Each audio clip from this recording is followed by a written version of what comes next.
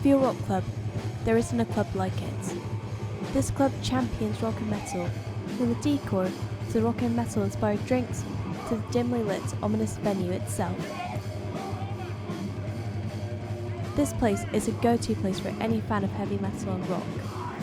So how does Fuel make Womanby Street a place for all music tastes? Let's have a look.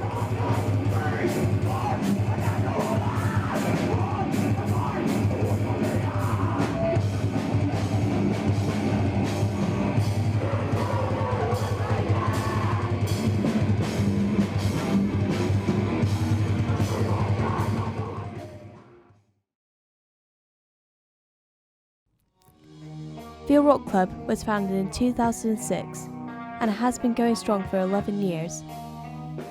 It has hosted a number of live music events and festivals, including the Metal to the Masses Battle of the Bands, to an Iron Maiden meetup, to gigs from hard rock and metal bands from the UK and around the world. I spoke with Rob, the founder of Feel Rock Club and a fan of hard rock and metal, to talk about Feel and its position in Womanby Street. How have the last few months been at Feel Rock Club after the events of what's occurred this year with Wetherspoons and the applications for the flats? It's been great. It was a strange time because Womanby Street's a great little environment, but we all have our own personalities. So like Feel Rock Club is sort of the rock and metal venue and a bit more alternative. Full Moon has his sort of personality, and the club is different. But the Save Womanby Street campaign was brought about by a couple of regulars, literally guys who enjoy coming to these venues. Some of them work in the City Arms on the end of the street, and a lot of it was brought up by them. It was incredible, and what they managed to mobilise was quite something. I mean, we had the march on City Hall earlier this year, and we had like 1,000 people in the street. You know, people with kids with placards, and it kind of brought it home to you when you're struggling to run a venue that there are people out there that love what you do, and it makes it all worthwhile, or helps to make it worthwhile. It's been good. It's been a busy time. I mean, we're just back this morning as we chatted to you from London. We've been involved with the Music Venues Trust, which is a national charity that is doing what we've been doing on a UK scale, intending to stop venues from closing because other parts of England have a lot worse problem than we do. London particularly has quite a bad problem about venues closing down. So we're really committed to helping the Music Venues Trust to carry on their work and hopefully bring it into Wales more. Oh, awesome. So do you think that the Feel Rock Club has a strong community, especially as you generally specialise in heavy rock and metal music? Do you think that metal and the metal and rock community are vital to Womanby Street? Yeah, we're a big part of it. I mean, we do tend to go to a lot of the different venues, but yeah, we. I mean, I started this 10 years ago because I'm into heavy rock and metal. I'm a massive Iron Maiden fan, and yeah, we just wanted a place. My long-suffering partner always makes me laugh because she says the best thing about opening a rock bar is she no longer has to have all the stuff on the walls in the house. So we have it on the walls of Fuel, which is great, so the house can be normal. But so all this came from your house? Yes, it's all mine. Someone has asked me, someone said to me, where'd you get it off? And I was like, well, it all belongs to me, you know. So it's just memorabilia of things that we've been to, and most of the records up there, we tend to get them signed when we can. So if we've got a guy playing next week called Chris Holmes, who used to be a band called Wasp. So I went out and bought an album by him, and hopefully we'll get it signed. And it goes on the wall, and it's all pretty cool. And it helps to make it more authentic, which is what it is. And yeah, but go back to your question. I mean, the community, we tend to know maybe 75% of people who come in. And what helps is as well, because they love coming here, there's never any trouble. Because people don't want to cause a fuss, or potentially get banned. So they just don't cause any trouble because they love it here. And they're not a crowd that would cause trouble. I was chatting to Gary, who runs Cardiff Street Pastors, who do a fantastic job looking after people who are a bit worse for wear. He said to me, Rob, he said, we very rarely get called to Womanby Street because they're much needed more elsewhere around Cardiff than on Womanby Street. It's a very safe environment, very supporting, and all the door staff work together, help each other out if there is trouble. And yeah, it's very much community, this street, and long may it continue. So it's kind of like a family then? Yeah, it is. I mean, it is. The rock and metal community can be a bit like that, and generally the alternative community, because I travel over the world watching bands, and you always meet the same people, and it's always really happy, and you have a chat about where you've been and what gigs you've been to, and yeah, it's I'm sure that exists in the mainstream areas of Cardiff, but here in the rock community and the alternative community that Womanby Street is, we all get on well together. Oh, awesome. Also, so you've been the centre of metal to a huge community, like also outside of Cardiff, including having members of Iron Maiden and I think also Measurehead visiting. So, do you think this kind of interaction is, but not only Fuel, but also the entirety of Womanby Street on the map in terms of live music and the hard rock metal genre? I hope so. I mean, in terms of Fuel, I think what we've managed, without blowing our own trumpet, we've managed to spread our brand quite widely. Partly because of the press coverage we've had at people meeting. I mean, what we tend to do is if we have a hint that someone's about to visit us, we obviously keep a secret, but then we just write about afterwards, and we've got good relations with the press and from Wales Online, etc.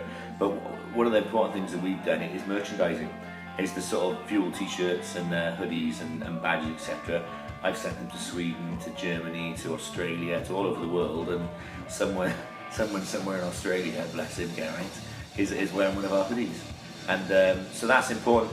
I've said that to a lot of clubs over the years, and it's important with bands. If you start merchandising, it spreads your brand out there, and people will want to come and visit you.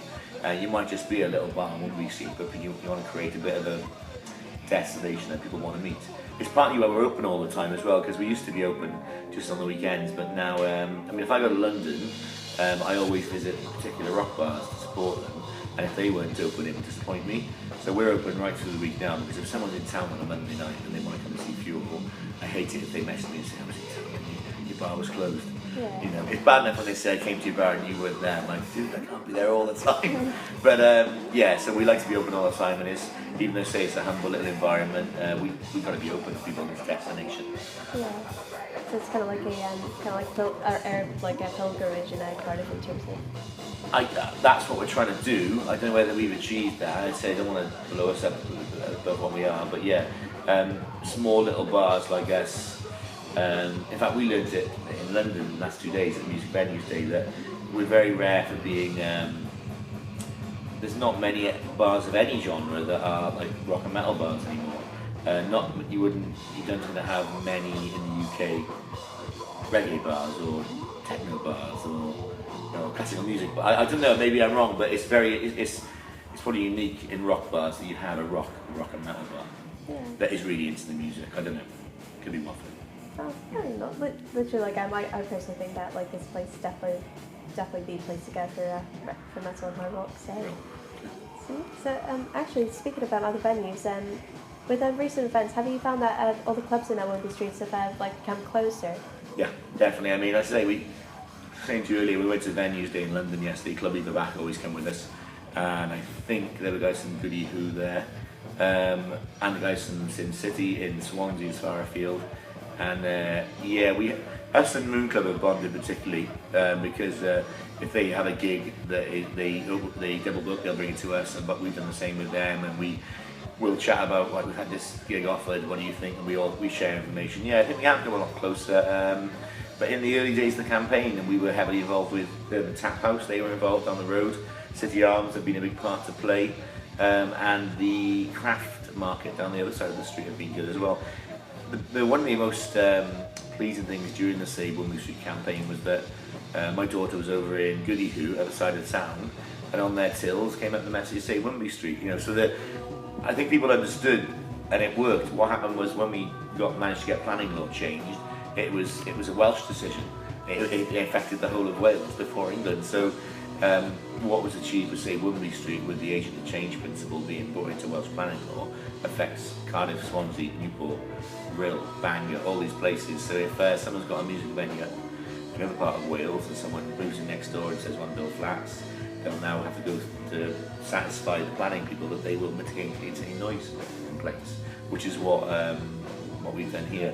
And the news with the council across the road have agreed to purchase that land is a massive step forward, because for those who don't know, there's a big derelict building opposite us and next to Club Either Back, and planning was applied for to build flats there, and that building would have been adjoining Club Either Back, and there was no way that could have made sense.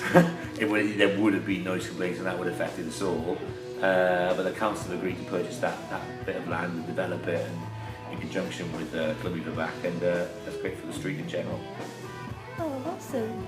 So do you think, do you have like any standout memories of any gigs that have happened at Fuel, and has there been anything that was kind of like truly represented everything about Womanby Street and what it stands for and stuff? There's so many gigs. I mean, we recent one was Brutality Will Prevail. They're a local based band. They sold out and that was fantastic. And our sound tech Tim Vincent was producing their album, and they had a chat with Tim. Said, "Oh, we're thinking of doing a little album. You know, come do it at Fuel." And that was sold out, and that was insane. Crowd surfing a lot. Gigs is a fantastic band to mention are Venom Prison. Venom Prison are really making waves at the moment. They're a great band. They played their second ever gig in Fuel, and within a matter of a good few months, maybe within the year, they were playing the main stage of Bloodstock. No. And they are really one to watch. Front cover of Metal Hammer magazine. Virgin Real and Venom Prison. One of the best gigs that we had every year, we have a competition called Metal to the Masses, and the winner gets to play Bloodstock. And while Battle of the Bands contests can be a bit contrived sometimes, the Metal to the Masses winner genuinely gets to play the Bloodstock Festival, and all the bands that have been through there the last few years that have won here are still friends of ours. Malum Sky last year were fantastic. Oh my goodness, that was the gig that I actually filmed, and so Malum Sky played Bloodstock, and we went to see them. The year before that, Agrona played Bloodstock, and they did their first ever gig at Fuel. They formed as regulars at Fuel. Then when Metal to the Masses played Bloodstock, and then before that it was Chaos Trigger, who were also stayed friends of ours, and they're all starting to make waves. And go back to again what we chatted off camera earlier, is that grassroots music venues are just so important for this. Is that your favourite band won't exist if music venues keep closing down. Chris Martin of Coldplay at the Millennium Stadium a few weeks ago said that I think it was maybe 17 years ago they played Club back. And then they played 2 nights in the Millennium Stadium. You have people like Buffalo across the road. I know Adele and Ed Sheeran have played in these places. For us, hopefully people like Venom Prison will go right to the top, and we'll be able to say that we had a tiny part in helping them, apart from all their own blood, sweat and tears practicing their music. But standout gigs, we have sort of 3 gigs a week, so they all just blur into this massive thing. But for me, it's been meeting people, like you say, people who've come in, either sort of friends or become friends with. But the best thing about the show is I met most of my favourite bands, which is amazing. There's only a few on my list that I sort of have to wait to meet, but we've had Bruce from Iron Maiden, we've had Phil Campbell from Motorhead. The night that Lenny died, Phil Campbell came in here, and we had a little party and we raised a glass at Lenny, and that was quite incredible. That was really weird, and because Phil Campbell's band, his sons were in on the weekend. We have a really good producer called Ramesh, comes in here all the time, and what we're trying to be is a hub, as you said earlier, a hub for the sort of music community. And in the old days, clubs would be like that. People would hang out and they'd all become musicians, and if you're in a band, you came to the one bar and you swapped, you discussed things, you went on the same tours, you had support slots, etc. And what we're trying to do, I hope we're doing it, is being a hub for that sort of thing, and long may it continue. Oh, awesome, definitely. And finally, on a final note, how much does Womanby Street mean to you? What message do you have to everyone watching? What much Womanby Street? If you want to step away from, I always say that Womanby Street is a small step from St Mary Street, but a million miles away. It's amazing. I spent my life DJing in clubs in Cardiff, and I love it, and it's great.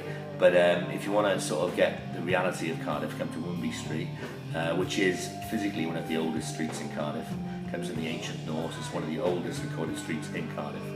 And I would say if you want to see what the Cardiff is all about, what the music scene is all about, come on down to Womanby Street, and we'll show you a good time. This was made by a metal fan for other metal fans. This is a willing testament to how Womanby Street welcomes all music tastes. Through Fuel, Womanby Street cements itself as the craziest and the most exciting place to go in Cardiff. It gives a spotlight to an amazing genre of music and some of the loveliest, warmest people you would ever have the pleasure of meeting.